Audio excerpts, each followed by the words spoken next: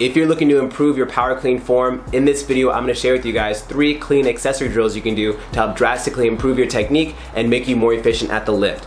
Now, if you're new here, my name is Hudson, and my goal is to help you become more functional and fit. So if you enjoy this video, make sure to hit the like button and subscribe for more content like this. Now, check the description down below after this video to see the sets, reps, and weights I recommend for all 3 of these exercises. And make sure you stick around for exercise number 3, because I find this to be the most beneficial across all of my athletes that I coach. Now, one of the first mistakes I see a lot of people when it comes to them performing a power clean or even a full clean is they really focus on having a fast pull off the floor and having a big leg drive. But once that bar gets towards halfway through the torso, maybe just past the hips, they don't really know what to do anymore. They kind of just hope the bar floats up high enough to actually get to their shoulders, but instead of them actually pulling on the bar and getting that bar to their shoulders where it needs to be and being active the entire time in the lift. So with that being said, the first exercise I like to go over is the tall power clean.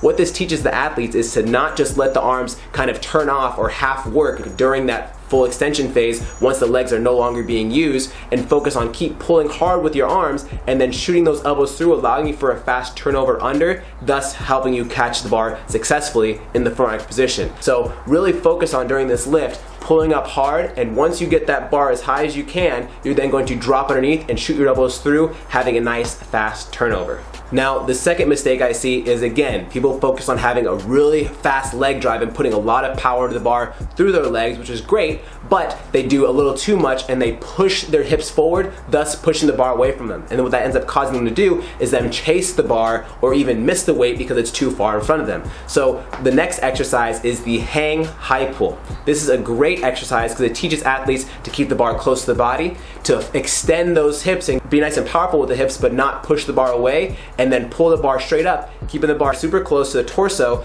We don't want to have momentum going into the bar in front of us. We want only momentum going straight up. So the more up and down the body positioning is, as well as the barbell itself, allows the lift to be that much more successful and allow you to be more efficient every time you pull up on that barbell. So a great exercise. I really love this one for someone that is really snappy and explosive, but just does a little too much with their hips by pushing that bar out in front of them.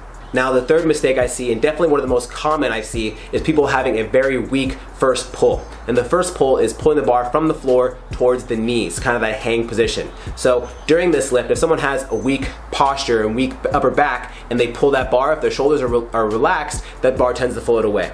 If their feet are too far back and they're really heavy on their toes, that bar will float away. If their knees are too far forward during the lift, the bar will float away. So there's many more things on top of that that can cause the first pull, that first pull from the floor to the knees, to go astray and not be that powerful. And that can seriously hinder the rest of the lift, because that is the base of the movement. And if off the bat you're already having issues with the technique, then the rest of it is going to be really, really hard to try to still be successful with that lift. So with that being said, the third exercise is the clean lift off. This is an amazing exercise that teaches people how to be strong with their upper back, how to build tension in the bar and not be loose once they go to grab it, how to find the weight in the middle of their foot and make sure they're engaging their hamstrings before they even pull the bar off the floor. So as soon as you get set, you want to tighten up your whole body, pull your shoulders down and back, pinch your shoulder blades, keep that bar right up next to the shins, and as you pull towards your knee, you're pulling the knees back so they're at vertical, thus allowing the bar to have a straight bar path to go straight up and not veer out in front of you.